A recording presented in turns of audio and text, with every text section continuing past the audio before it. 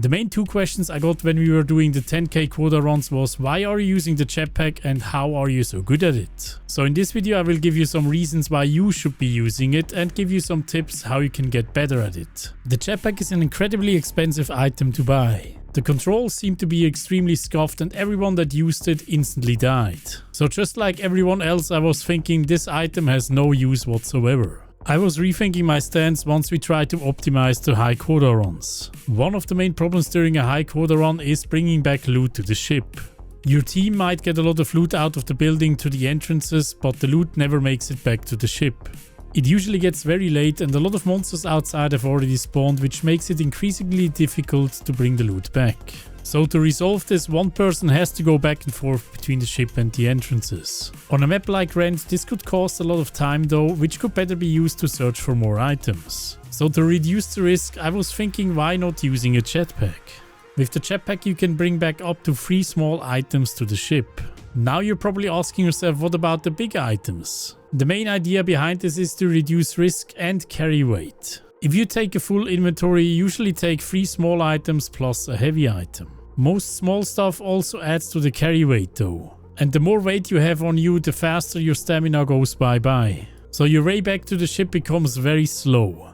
Add in a giant to the mix and you're pretty much done for. So instead of risking an entire inventory, you get at least the small stuff back safely. And getting the big stuff back is also safer because you have less carry weight. And just a small tip, if you want to go really fast, use the jetpack for the small items and the T-set piece for the big items. Because you only have to carry one big item, you will zoom to the ship with one T-set P. Reducing carry weight and risk reduction are not the only benefits though. If you have a stormy moon, you have a lesser chance of getting struck by lightning. All the conductive small items can be transferred to the ship very quickly. Even on Rend, if one of your items starts to bust, you can make it all the way from the entrance to the ship. It does require better flying skills because you have to fly really low. And another very nice benefit of the jetpack is that you can lure away enemies really easily. Check out that dog here when I lure him away and how long he stays at that spot completely confused.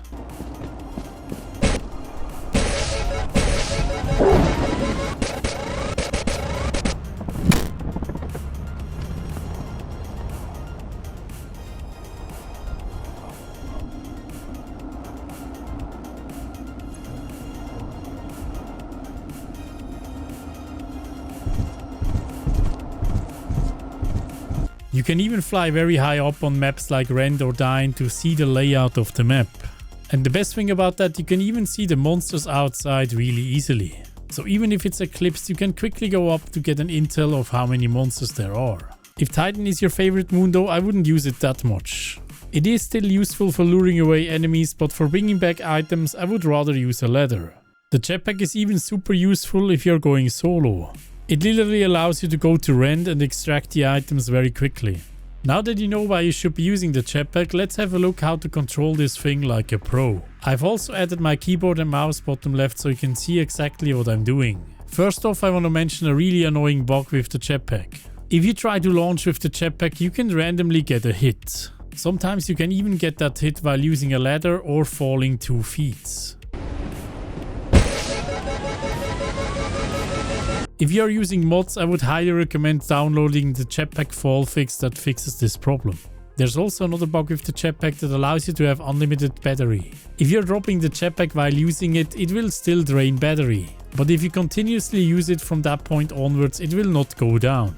To fix this issue or go back to normal, you just have to do the same thing again. You should, by the way, always double check if this is not happening, because if you come back, the battery could be completely drained.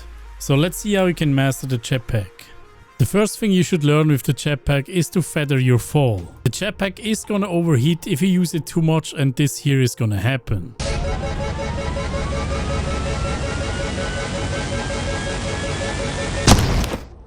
So the first thing you should practice with the jetpack is going up with it and then feather your way down without taking damage.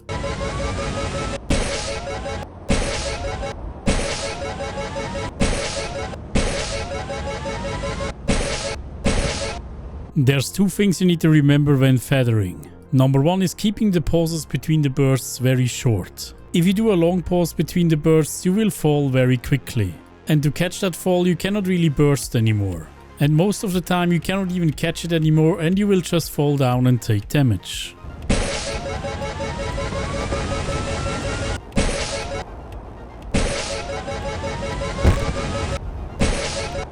The second thing you need to remember is that the bursts cannot be too short. The bursts usually need to be 1 to 2 seconds.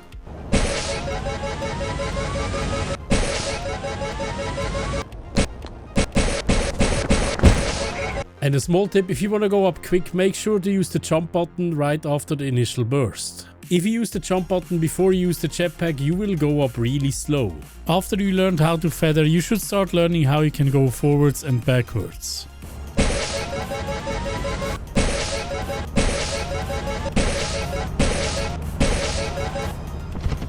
And it's as simple as pressing W and S. Try to face your ship and land on top of it a few times. Make sure that you also practice to balance too much forward thrust. Because sometimes you need to go fast and you need to be able to brake with a lot of backwards thrust.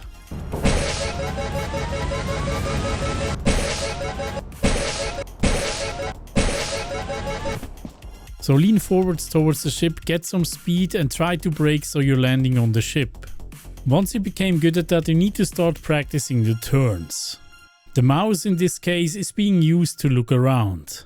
It doesn't really influence your flight path though. To influence your flight path to the side, you need to use the A and D key. Try to do some sideways jumps from the ground with A and D. In the air, you want to combine A and D with looking around with your mouse. When I fly, I usually use the mouse to look into the direction I want to go and I'm correcting my flight path with the A and D key. Let me show you what I mean by that. Pay close attention to the mouse movement and the A and D key.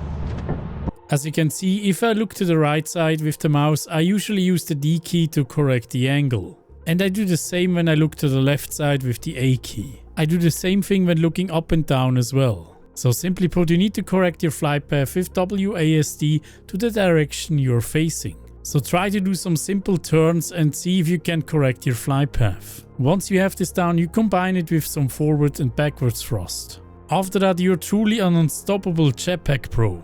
Please let me know in the comments down below if this guide was helpful to you. Thank you so much guys for watching and I hope to see you in the next one. Bye bye. Oh, all these patrons. Thank you so much guys for your support. Mwah. Big schmouts.